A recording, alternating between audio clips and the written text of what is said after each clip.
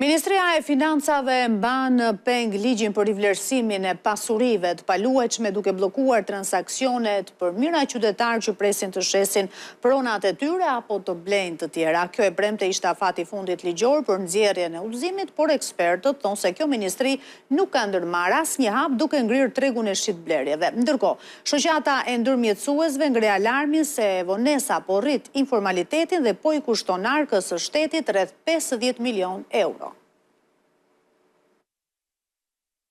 Mijëra qytetarë që duan të shesin pronat e tyre apo të blejnë një pronë janë bllokuar nga Ministria e Financave. Ky dikaster nuk po zbaton ligjin për rivlerësimin e pasurive, i cili u miratua në dhjetor të vitit të kaluar, duke krijuar një ngërç të madh në tregun imobiliar. Edhe pse ligji ka hyrë në fuqi që prej 22 janarit, mungesa e akteve nënligjore e bën atë totalisht të pazbatueshëm. 20 shkurti shënoi skadimin e afatit për nxjerrjen e udhëzimit dhe sot qytetarët që presin të shesin apo blejnë prona e kanë të pamundur. Fatikisht ligji për rivlerësimin ka hyrë në fuqi në datën 22 janar, është totalisht i pazbatueshëm për shkak të mungesës së akteve nënligjore. Në kalkulimet që ne bëjmë, i bie që data 22 shkurt do duhet të dalin udhëzimet. Në dinin ton nuk ka asnjë shans që këto udhëzime të dalin, çka do ta mbajnë peng të gjithë situatën dhe të gjithë tregun në kalvarin e 2 viteve të fundit. Ministria e Financave e justifikon vonesën me pritjen e çmimeve të reja të referencës nga Këshilli i Ministrave, por për ekspertët ky argument nuk qëndron.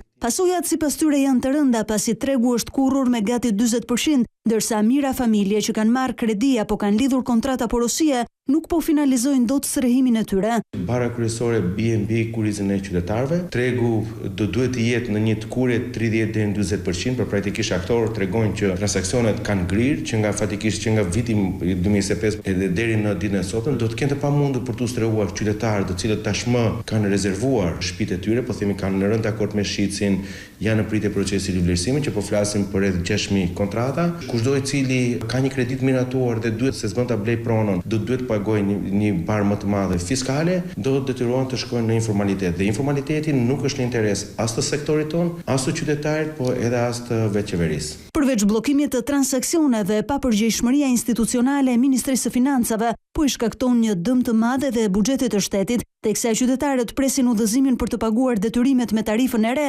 rreth 50 milion euro mbeten të paargëtuara. Në të ardhët e shtetit janë diku tek 40-50 milion euro që ne besojmë që do t'i mungojnë arkës së shtetit në një moment kur nuk bëhet rivlerësimi. Përgjegjësia kryesore bie mbi Ministrinë e Financave dhe ASHK-n. Fatkeqësisht në Shqipëri është bërë e rrugës tashmë që botojnë ligje, ngrihen pritshmëritë e qytetarëve dhe të aktorëve në treg dhe më pas ligje të rinj pa u zbatuar. Qytetarë të shumtë janë në pritje që Ministria e Financave të bëjë detyrën e saj ligjore, por fatkeqësisht përvoja me këtë dikaster tregon se pritja e tyre mund të jetë e gjatë pasi ky nuk është i vetmi ligj për të cilin financat nuk nxjerrin aktet nënligjore. Ky dikaster mban peng prej 2 vitesh edhe ligjin për bastet sportive online, duke i shkaktuar buxhetit të shtetit humbje deri në 100 milion euro në vit.